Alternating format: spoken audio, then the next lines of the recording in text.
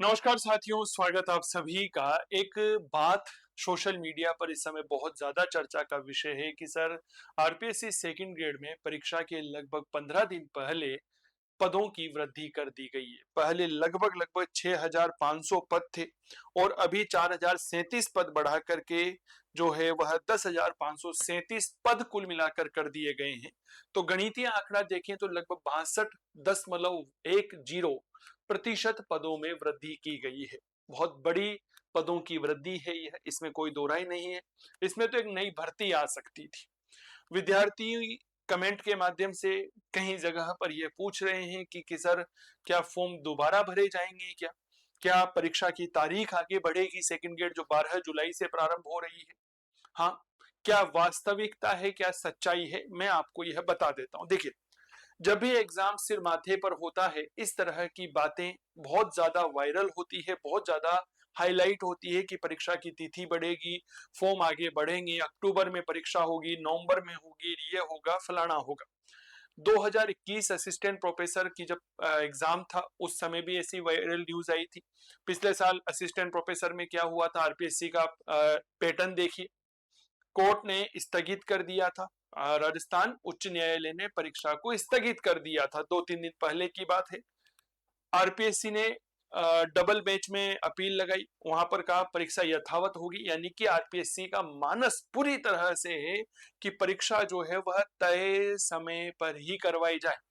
और अभी जो आरपीएससी के अध्यक्ष महोदय है, कार्यवाहक अध्यक्ष जो हैं श्रीमान केसरी सिंह जी राठौड़, इनकी कार्य पद्धति तो ऐसी रही है कि परीक्षा यथा समय होगी, कोई आगे नहीं बढ़ेगी, किसी भी प्रकार से कोई झूठी अफवाहों पर ध्यान नहीं दे।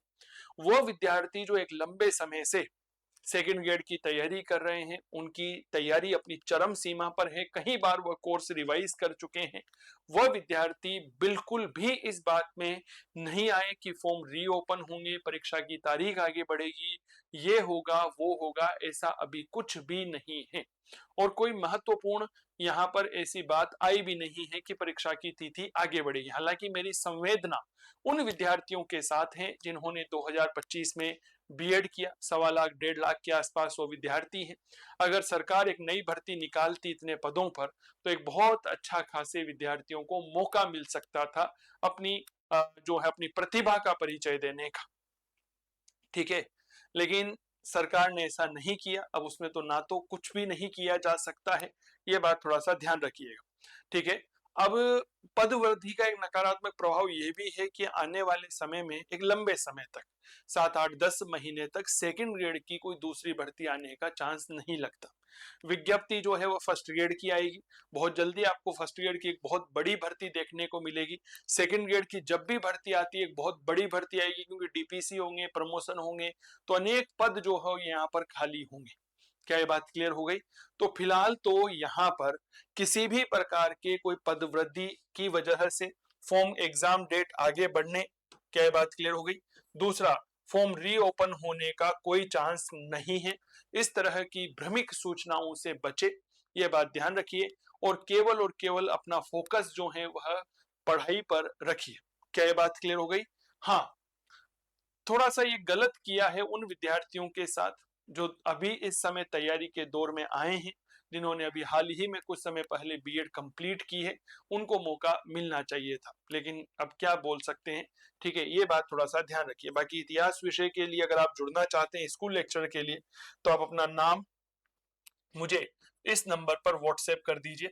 ठीक है, इस नंबर पर वही विद्यार्थी जो है अपना नाम और अपनी डिटेल, नाम और आपका विषय इतिहास जो है ये लिख करके मुझे व्हाट्सएप कर दीजिए। आपका डिस्ट्रिक्ट भी यहाँ पर लिख दीजिएगा कि आप किस जिले से जो है वह है, ताकि आपको एक सही और समर्पित मार्गदर्शन प्रदान किया जा सके।